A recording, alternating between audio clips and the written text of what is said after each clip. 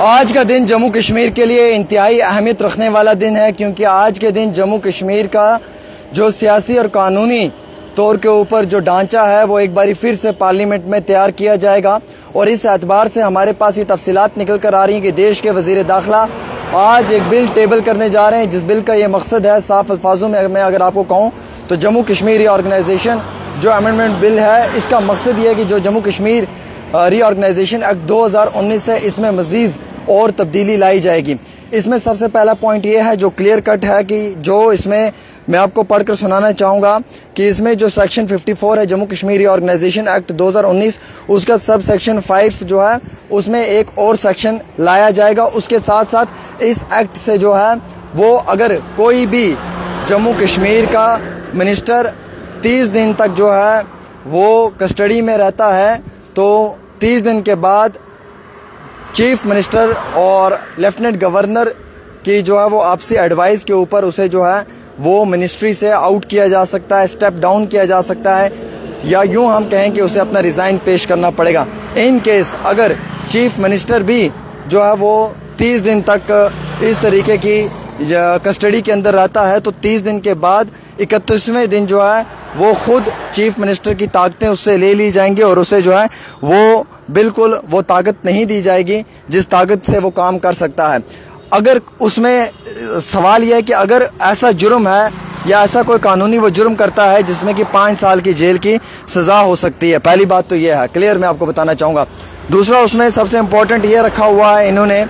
कि इसमें 30 दिन के बाद अगर वो रिहा होता है तो लेफ्टिनेंट गवर्नर उसे फिर वापस जो है वो उसकी पोजीशन के ऊपर बहाल कर सकते हैं। मैं आपको बताना चाहूँगा कि 5A मिनिस्टर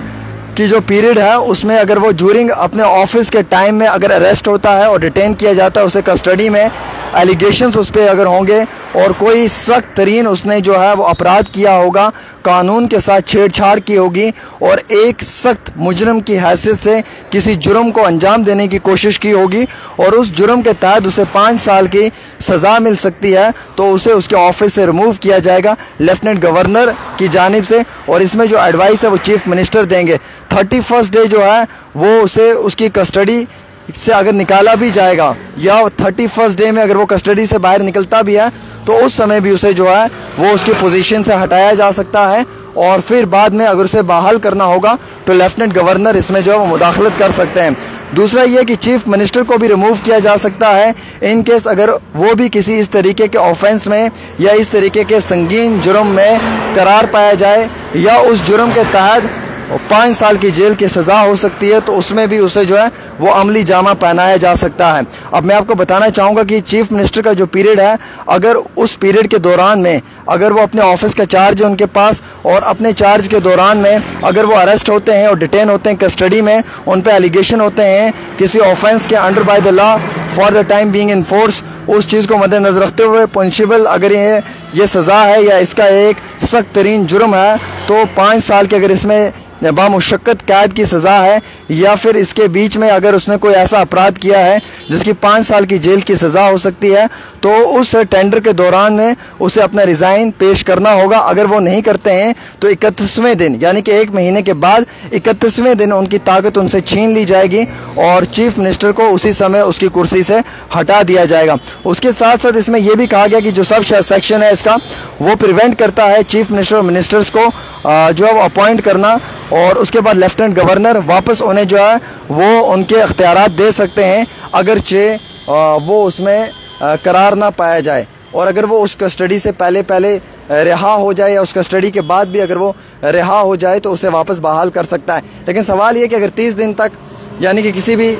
मिनिस्टर पे इल्ज़ाम आयद कर दिया जाए, लेट सपोज किसी भी कैबिनेट मिनिस्टर पे इल्ज़ाम आयद होता है कि जनाब वो सख्त तरीन इल्ज़ाम उस पर है, उसने कोई बड़ा जुर्म की वारदात को अंजाम दिया है, 5 साल जेल की सज़ा है, 30 दिन में तो मुकदमे का फैसला तो आएगा नहीं, ऑब्वियसली कोर्ट कचहरी में तो समय लगता है। अगर 30 दिन के बाद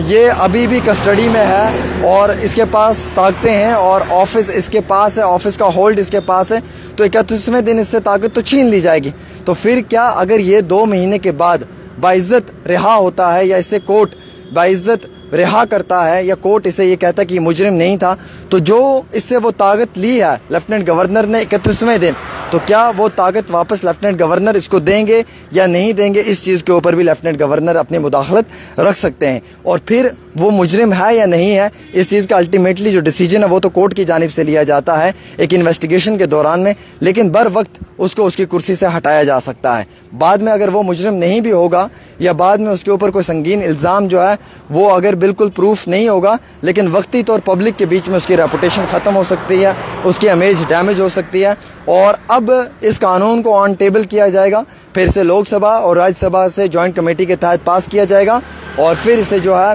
वो गैजेट में ऑफिशियली अनाउंस भी किया जाएगा नोटिफिकेशन के तहत। तो यानी कि अब किसी भी चीफ मिनिस्टर, यानी कि अब किसी भी मिनिस्टर की या चीफ मिनिस्टर की कुर्सी उसके हाथ से किसी भी समय जा सकती है अगर वो 30 दिन तक की कस्टडी में रहता है और उस पर अगर संगीन जुर्म का इल्ज़ाम है और उस जुर्म के इल्ज़ाम के तहत उसे 5 साल की जेल की सज़ा हो सकती है। तो उस मामले में, उस अपराध में 31वें दिन उससे उसकी ताकत छीन ली जाएगी। सीएम को रिज़ाइन देना पड़ेगा, कैबिनेट मिनिस्टर है या मिनिस्टर है उसको भी जो है वो उसकी ताकत उसका ऑफिस से उसको निकाल दिया जाएगा, यानी कि उसकी ताकतें सारी उससे ले ली जाएंगी। फिर बाद में अगर वो मुजरिम है तो फिर तो सज़ा होगी, अगर मुजरिम नहीं है तो उसे अगर रिहा किया जाता है, बाइज्जत बरी किया जाता है या फिर उसको गिल्टी नहीं करार दिया जाता है तो उस समय में वो वापस अपनी पोजीशन पे दोबारा जो है वो आ सकता है। उसके लिए लेफ्टिनेंट गवर्नर ये बड़ा फैसला ले सकते हैं। अब एक कानून अगर ये लाया जा रहा है जम्मू कश्मीर में, Jammu Kashmir reorganisation amendment bill और जम्मू कश्मीर रिऑर्गेनाइजेशन एक्ट 2019 जो 370 के समय में था, उसको जो है वो और भी मज़ीद तब्दील करने की कोशिश की जा रही है। जम्मू कश्मीर का सियासी और कानूनी एतबार के हिसाब से पॉलिटिकल निज़ाम में एक नया ढांचा तैयार करने की कोशिश की जा रही है। तो मेरे अजीज़ दोस्तों, मैं इस चीज़ से इत्तेफाक भी रखता हूँ कि ठीक है, कुछ फैसले बड़े बेहतरीन हैं कि जिसमें कोई भी गलत तरीके का पॉलिटिकल लीडर किसी भी गलत चीज़ में इन्वॉल्व नहीं होगा। लेकिन दूसरी तरफ यह है कि अगर वो मुजरिम नहीं है, वो 30 दिन की कस्टडी में रहता है इन्वेस्टिगेशन के लिए, या उसको पे रोल पे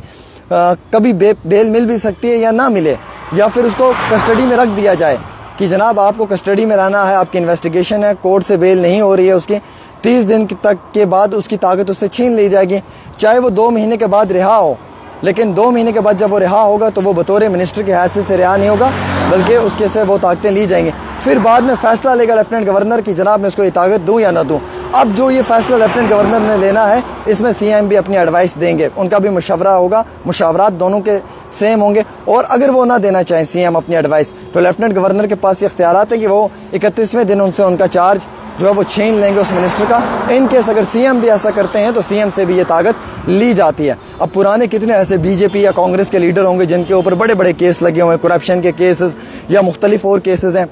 उनके लिए भी कोई बिल लाना चाहिए। अगर आप स्पेशली जम्मू कश्मीर के लिए बिल ला रहे हैं तो बीजेपी और कांग्रेस या मुख्तलिफ और जमातों के जो पुराने लीडर हैं, जो पुराने सियासी लीडर हैं, जिन पर करप्शन के चार्जेस हैं, जिन पर मुख्तलिफ और चार्जेस हैं, उनके ऊपर भी इस तरीके की कानूनी कार्रवाइयाँ करें आप। लेकिन इस कानून को आज ऑन टेबल किया जाएगा देश के वज़ीर दाखिला की जानिब से, राज्यसभा और राज्यसभा के साथ साथ लोकसभा में जॉइंट कमेटी की जानिब से इसे जो वो पास किया जाएगा। अभी तक जो अपडेट आप मुझे बता रहे थे या मैं आपको ये बता रहा था कि जनाब कुछ बड़ा है, वो शायद यही बड़ा हो सकता है। फ़िलहाल रही बात स्टेटहुड स्टेटस के हवाले से, वो सिर्फ एक शगुफा है मेरे एतबार से। उसके ऊपर अभी तक कोई बड़ा डिसीजन एज सच गवर्नमेंट नहीं लेने वाली है। बस ये एक बड़ा डिसीजन है कि चीफ मिनिस्टर और मिनिस्टर की ताकत उससे ली जाएगी। अगर वो 30 दिन तक कस्टडी में रहता है, 31वें दिन उसका चार्ज उसके हाथ से छीन लिया जाएगा और अगर वो गिल्टी